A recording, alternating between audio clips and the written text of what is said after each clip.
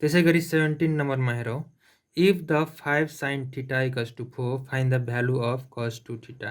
यदि 5 sin theta equals to 4 भए cos 2 थीटाको मान पत्ता लगाउनुहोस्। 5 sin थीटा इक्वल्स टु कति दिएको छ, 4 दिएको छ भनेपछि sin थीटा इक्वल्स टु कति हुने भयो त, 4/5, किनभने यो मल्टिप्लाई फर्ममा छ 5, यो साइड जाँदाखेरि 4/5। अब हामीलाई के सोधेको छ, cos 2 theta equals to what. त्यसै गरी cos 2 थीटा इक्वल्स टु के फर्मुला हो, 1 - 2 sin स्क्वायर थीटा हो फर्मुला।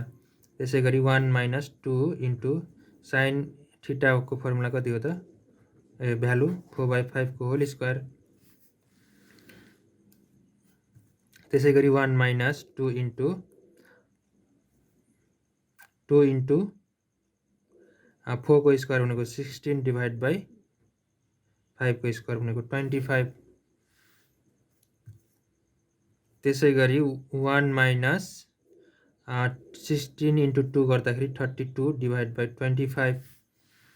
त्यसै गरी अब एलसिएम कति आउँछ त यसमा, 25 एलसिएम आउँछ, 1 इन्टु 25 हुन्छ 25 माइनस 32 गर्दाखेरि कति हुने भयो त, 25 माइनस 32 गर्दाखेरि माइनस 25 माइनस 32 गर्दाखेरि माइनस 7/25 भनेपछि cos 2 theta equals to minus 7/25। यो के हो त हाम्रो एन्सर।